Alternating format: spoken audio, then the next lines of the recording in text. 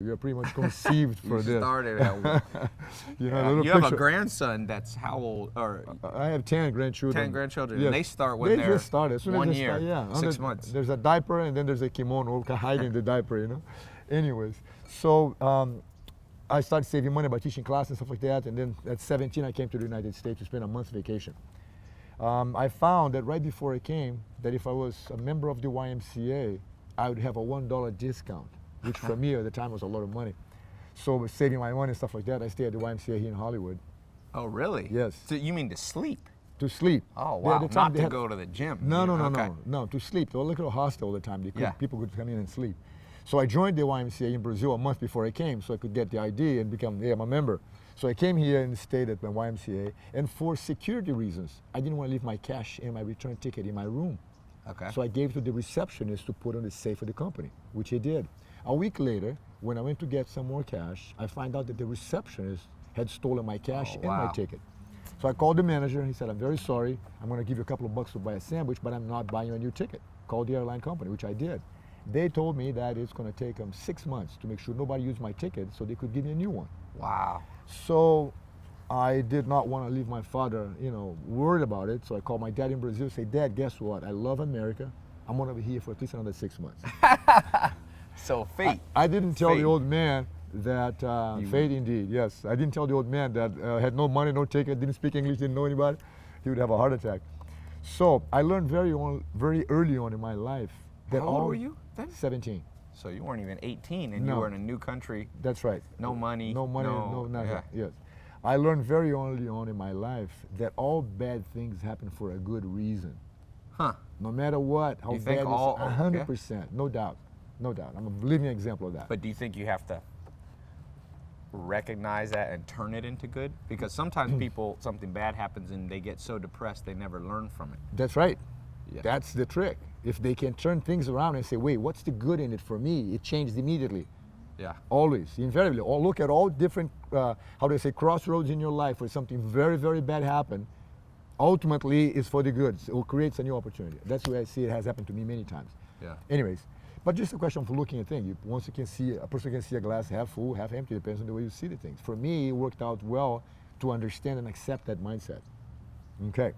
So I find myself eventually looking for work and find myself flipping hamburgers at a place called White Castle, doing Oh, mini yeah. burgers. Yeah. And then my trip that was going to be a month-long trip stretched out to be a year-long trip. That's 1970. Find myself for a few days literally struggling, no money, panhandling on the street corners, asking for a spare change so I could eat, sleeping in a newspaper on the sidewalk. All that is part of growing up. And ultimately, after 1 year, got a ticket, went back to Brazil, everything worked out fine. But all I could think about is America. I was just good. I got hooked. I loved the idea of, the land of opportunity and being able to support myself at 17, 18 years old for a year. And that was fascinating, Saw Jimi Hendrix in concert a couple of times. It was really Wow. nice. Yes. And so anyway, it was a great experience, made some good friends. And then I spent 2 years, after I returned to Brazil, I spent 2 years saving money so I could come back to the States, which I Okay. did in 72. Visit some friends for a few months, and then went back to Brazil, went to law school in Brazil, graduated law school. I'm an attorney. Oh, okay. I never practiced law, but I have a law degree.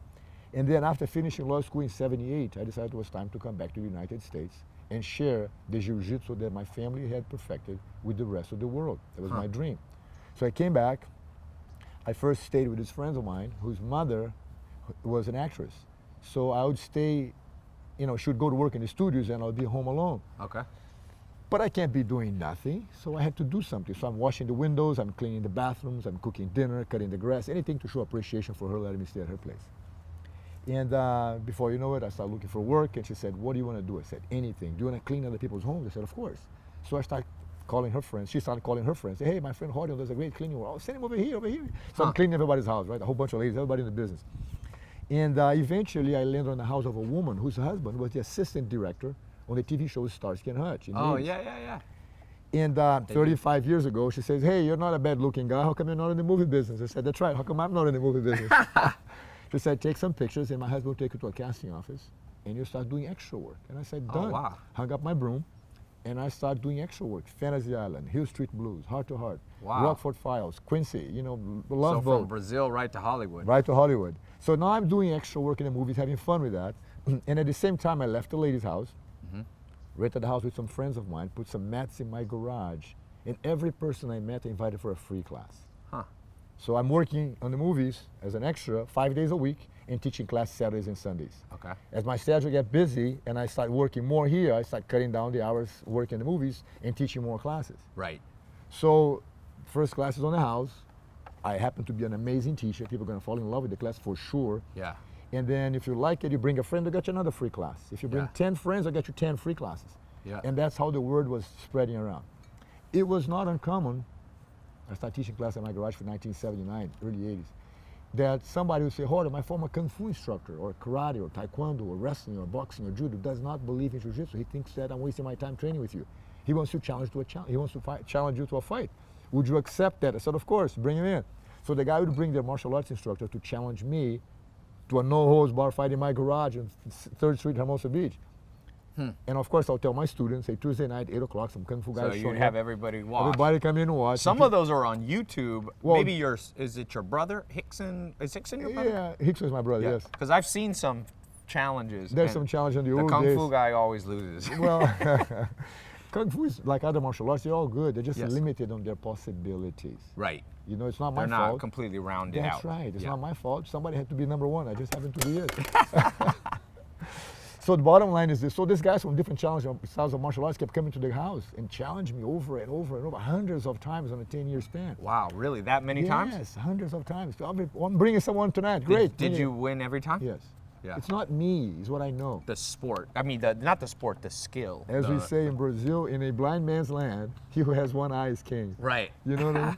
Because the striking martial arts, karate, kung fu, boxing, taekwondo, they rely on punching, Yeah. right?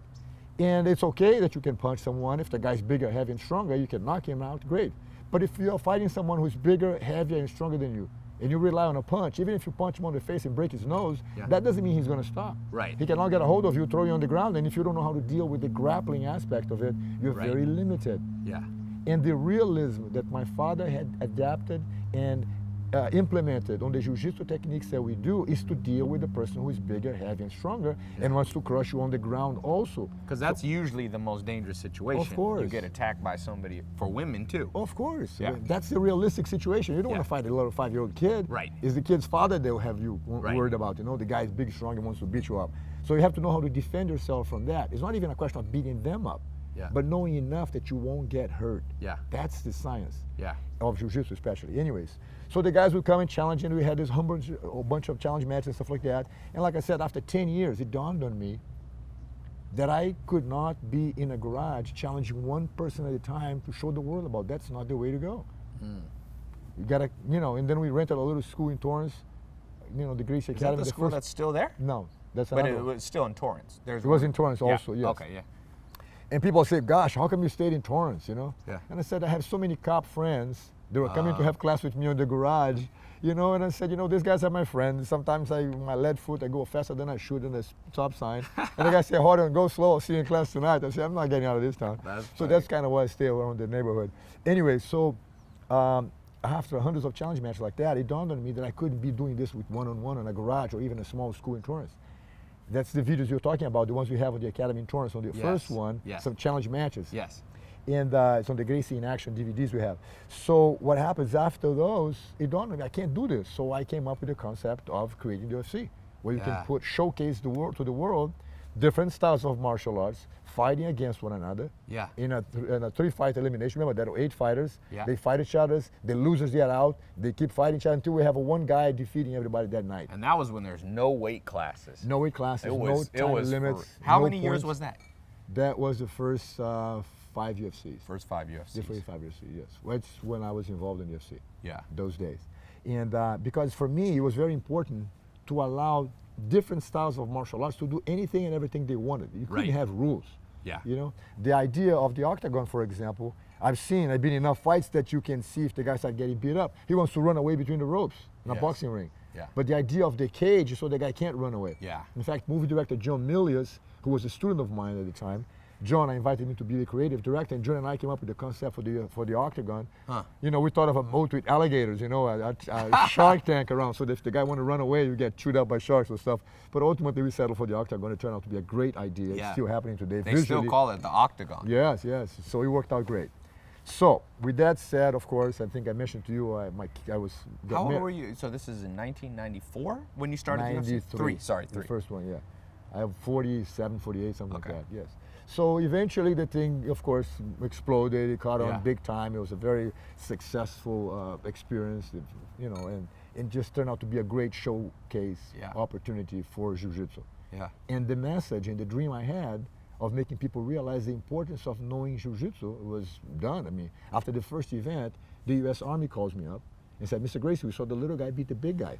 We need to learn this, and asked me to create a program for them, which I did, that for the last 25 years has been the official hand-to-hand combatives program for the U.S. Army. Really? Now That you the- created? Yes, Wow. now the FBI, the Secret Service, the DEA, Border Patrol, every major federal law enforcement agency in the country, and a whole bunch of law PDs as And well. Secret Service, and Everybody. Special Forces. you said. Everybody, yes. All of them train Jiu-Jitsu now. The whole thing is official. It's all over the place. Wow. Which is great. Yeah. Nice group of friends to have, you know? Yeah. Anyways. Good group to have behind you. That's right. So once this stuff exploded, and I kind of, the dream is fulfilled, I'm like this, you know, now Right. what? So a few years ago, as you know, the boys came up, Hiro and Henry came up with the idea of Gracie University. Yes. Which is now Which has is great. reached, It's an online school. it's an you online feel. school that you can learn Jiu-Jitsu online. It has reached, you know, a ridiculous amount of people. The United Nations has 193 countries affiliated to it. Wow. Gracie University has 196 countries. More than United Yeah. Nations. We're welcoming more countries than the United Nations, which is an amazing idea, a brilliant idea. The boys are very dedicated, pushing that button to making it happen and so forth. But for me, it's like Jiu-Jitsu it's on a fast track. Now what? Yeah.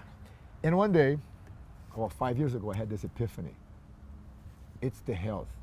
The health part. It's the health part of it. Because That's one what thing it is. people should understand is that jiu-jitsu, people who practice it, it's not just fighting. It's a whole way of thinking about life, a discipline. Yeah, Jiu-Jitsu does impact your level of confidence. Right. And when you're confident, it changes a lot of the aspects of the prospect that you have in life. I mean, the whole thing changes.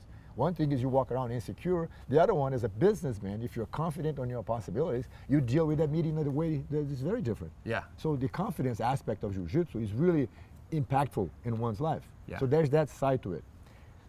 And of course, the exercise, the fitness, all that good stuff. But the diet is beyond that. Yeah. And so you wrote this book. I How wrote the long book. ago did you write this? 4.5, 5 years ago. 5 years ago, the Yes. Gracie diet. And I've read this before, and you brought me another copy. Yes. And the key thing, and one of the things for people, there's so many diets out there, one of the unique things about this diet is it's big on food combinations. Yes. Because a lot of diets say, don't eat bread, you know, if you're ketogenic, and don't eat fruit or eat lots of fruit. And yours is much more about you can eat it, but not together. That's correct. Yeah. The concept of the idea of the Gracie diet developed by my Uncle Carlos. By the way, as soon as my dad and his brothers started getting involved in the early days in competing, fighting, pretty much running the academy, Uncle Carlos was the first one to learn Jiu-Jitsu in the Gracie family, took a step back, became the manager for the brothers, and started studying how to keep everybody healthy. Right. They are not big, strong guys. They couldn't afford to have a headache before a fight, Yeah. or a toothache, or a stomach ache, you know, or a heartburn. Yeah. If you're going to fight, it's going to impact your performance. He realized very early on the close correlation between good health and good performance. Yeah. If you have to do a speech tomorrow and you have Right. 1 grain of rice in your shoe, it's going to mess up your speech. Right. Because that little grain of rice becomes a distraction. Right. Let alone an ulcer or a heartburn or a headache. So you can't just wonder if that's going to happen or not. People are so accustomed to feel good one day and bad on the other. They don't know the ingredients of your food. Okay. Therefore, if your body's alkaline, you feel great the whole time. There's no Yeah. headaches, there's no stomach aches, nothing. Everything works perfect. By sometimes people just are guided by the pleasure